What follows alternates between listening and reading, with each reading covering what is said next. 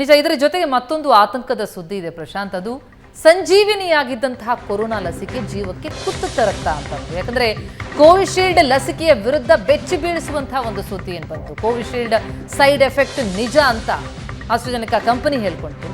ಹೃದಯಾಘಾತದ ಸಮಸ್ಯೆಗೆ ಹಾಗಿದ್ರೆ ಕೋವಿಶೀಲ್ಡ್ ಕಾರಣ ಆಗುತ್ತಾ? ಕೋವಿಶೀಲ್ಡ್ ಲಸಿಕೆ ಪಡೆದಂತಹ ಕೋಟ್ಯಂತರ ಮಂದಿ ಇದ್ದಾರೆ. ಎಲ್ರಿಗೂ ಒಂದು ರೀತಿ ಆತಂಕ.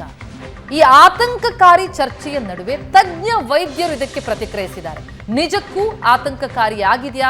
ಪರಿಸ್ಥಿತಿ ಏನಿದೆ? ಈ ಬಗ್ಗೆ ಮಾತನಾಡಿದ್ದಾರೆ ಡಾಕ್ಟರ್ CN ಮಂಜುನಾಥ್. ವೈದ್ಯರು ಹೇಳೋದೇನು ಹಾಗಿದ್ರೆ ಲಸಿಕೆಯ ಸೈಡ್ ಎಫೆಕ್ಟ್ನ ಸತ್ಯಾಸತ್ಯತೆ ಏನು? ಮಂಜುನಾಥ್ ಏನು ಹೇಳಿದ್ದಾರೆ ಕೇಳೋಣ. ಕೊರೋನಾ ಮಹಾಮಾರಿಗೆ ಇಡೀ ಜಗತ್ತು ನಲುಗಿರುವಂಥ ಸಂದರ್ಭದಲ್ಲಿ ಎಲ್ಲರೂ ಕೂಡ ಕೋವಿಶೀಲ್ಡ್ ವ್ಯಾಕ್ಸಿನನ್ನು ತೆಗೆದುಕೊಂಡು ತಾವು ಅಪಾಯದಿಂದ ಪಾರಾದ್ವಿ ಅಂತ ಹೇಳಿ ಭಾವಿಸಿದ್ವಿ. ಆದರೆ ಇತ್ತೀಚೆಗೆ ಬಂದಿರುವಂಥ ಒಂದಿಷ್ಟು ವರದಿ, ಒಂದಿಷ್ಟು ಸುದ್ದಿಗಳು ನಮ್ಮಲ್ಲಿ ಭಯವನ್ನು ಉಂಟು ಮಾಡಿದೆ. ಅದೇನು ಅಂತ ಹೇಳಿದ್ರೆ ಕೋವಿಶೀಲ್ಡನ್ನು ಹಾಕಿಸಿಕೊಂಡವರಲ್ಲಿ ಅನಾರೋಗ್ಯ ಉಂಟಾಗ್ತಾ ಇದೆ, ಆರೋಗ್ಯದ ಮೇಲೆ ದುಷ್ಪರಿಣಾಮ ಉಂಟಾಗ್ತಾ ಇದೆ ಅಂಥೇಳಿ. ಇದು ಎಷ್ಟು ಸತ್ಯ ಎಷ್ಟು ಮಿಥ್ಯ ಇದರ ಬಗ್ಗೆ ಮಾತನಾಡೋದಕ್ಕೆ ಸ್ವತಃ ಡಾಕ್ಟರ್ CN ಮಂಜುನಾಥ್ ಅವರು ನಮ್ಮ ಜೊತೆಗಿದ್ದಾರೆ. ಬನ್ನಿ ಅವ್ರನ್ನ ಮಾತನಾಡಿಸೋಣ.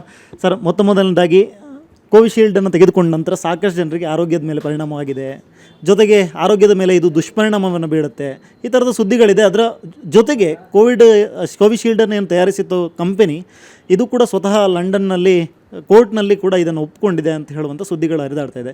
ಇದು ಎಷ್ಟು ಸತ್ಯ ಎಷ್ಟು ಸುಳ್ಳು ಸರ್? ಇವತ್ತು ಈ ಕೋವಿಶೀಲ್ಡ್ ವ್ಯಾಕ್ಸಿನ್ನು ಅಥವಾ ಇತರೆ ಕೋವಿಡ್ ವ್ಯಾಕ್ಸಿನ್ನು ಅದೇನಾದರೂ ತೆಗೆದುಕೊಳ್ಳದೇ ಇದ್ದಿದ್ರೆ ಕೋಟ್ಯಾಂತರ ಜನ ಸಾವನ್ನಪ್ತಾಯಿದ್ರು. ಇವತ್ತು ಕೋಟ್ಯಾಂತರ ಜನ ಇವತ್ತು ಆರೋಗ್ಯವಂತರಾಗಿದ್ದಾರೆ ಅಂತ ಹೇಳಬೇಕಾದ್ರೆ ಈ ವ್ಯಾಕ್ಸಿನ್ಗೆ ನಾವು ಥ್ಯಾಂಕ್ಸ್ ಹೇಳಬೇಕಾಗುತ್ತೆ. ಅದನ್ನು ಕಂಡಿಡಿದವ್ರಿಗೂ ಹೇಳಬೇಕಾಗುತ್ತೆ, ಅದು ಮ್ಯಾನುಫ್ಯಾಕ್ಚರ್ ಮಾಡಿದವ್ರಿಗೂ ಹೇಳಬೇಕಾಗುತ್ತೆ. ಮೆಡಿಸಿನ್ನಲ್ಲಿ ಯಾವುದೇ ಒಂದು ಮೆಡಿಸಿನ್ನು, ವ್ಯಾಕ್ಸಿನ್ ಆಗ್ಬೋದು ಅಥವಾ ಇತರ ಮೆಡಿಸಿನ್ ಆಗ್ಬೋದು, ಅದ್ರ ಬೆನಿಫಿಟ್ ಏನು ರಿಸ್ಕ್ ಏನು ಅಂತ ಇರುತ್ತೆ. ಅದನ್ನ ಬೆನಿಫಿಟ್ ಟು ರಿಸ್ಕ್ ರೇಷಿಯೋ ಅಂತೀವಿ ಅಥವಾ ರಿಸ್ಕ್ ಬೆನಿಫಿಟ್ ರೇಷಿಯೋ ಅಂತ ಹೇಳ್ತೀವಿ. ಏನು ಹೇಳಿ? Risk benefit ratio. ಈಗ ಯಾವುದಾದ್ರೂ ಒಂದು ಮೆಡಿಸಿನ್ನು ರಿಸ್ಕ್ ಜಾಸ್ತಿ ಇದ್ದು ಬೆನಿಫಿಟ್ ಕಡಿಮೆ ಇದ್ದರೆ ಅದನ್ನು ಕೊಡಬಾರ್ದು. ಬಟ್ ಬೆನಿಫಿಟ್ ಜಾಸ್ತಿ ಇದ್ದು ರಿಸ್ಕ್ ಕಡಿಮೆ ಇದ್ದರೆ ಅದು ಕೊಡಬೇಕು. ಈ ವ್ಯಾಕ್ಸಿನ್ ಕೋವಿಶೀಲ್ಡ್ ವ್ಯಾಕ್ಸಿನ್ ಏನಿದೆ ಅದರ ಬೆನಿಫಿಟ್ಟು 99.99%.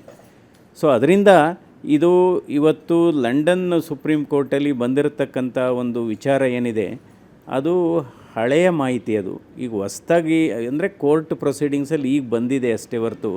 ಬಟ್ ಈ ಇನ್ಫಾರ್ಮೇಷನ್ನು ಏನಿದೆ ಕೋವಿಶೀಲ್ಡಿಂದ ಅಂದರೆ ಪ್ರತಿ 10 ಲಕ್ಷ ಜನ ವ್ಯಾಕ್ಸಿನ್ ತೆಗೆದುಕೊಂಡವರಲ್ಲಿ 6ರಿಂದ 8 ಜನರಿಗೆ ಈ ರಕ್ತ ಹೆಪ್ಪುಗಟ್ಬೋದು ಅಥವಾ ಪ್ಲೇಟಿಲೆಟ್ ಕಣಗಳು ಕಡಿಮೆ ಆಗ್ಬೋದು.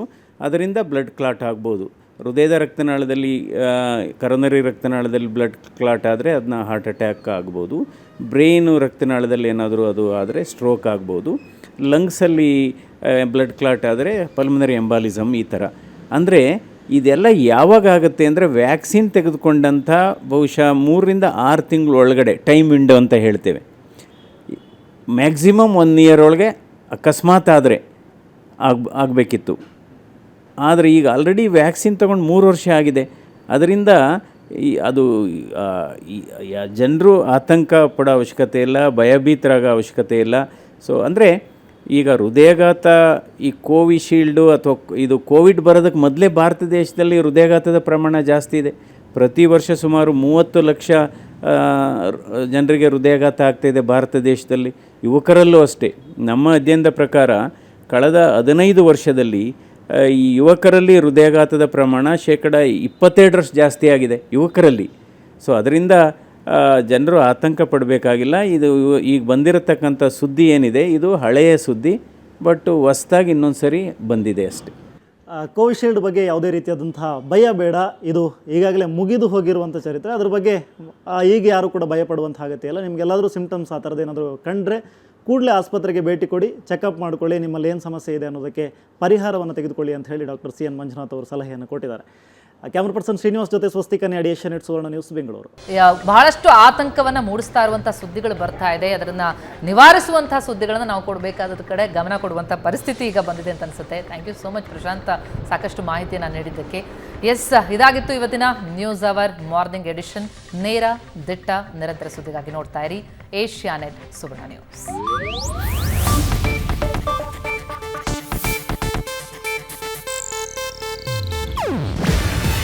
ಇದು ಏಷ್ಯಾನೆಟ್ ನ್ಯೂಸ್ ನೆಟ್ವರ್ಕ್ ಪ್ರಸ್ತುತಿ. ನೀವು ನೋಡ್ತಿದ್ದೀರಾ ಏಷ್ಯಾ ನೆಟ್ ಸುವರ್ಣ ನ್ಯೂಸ್.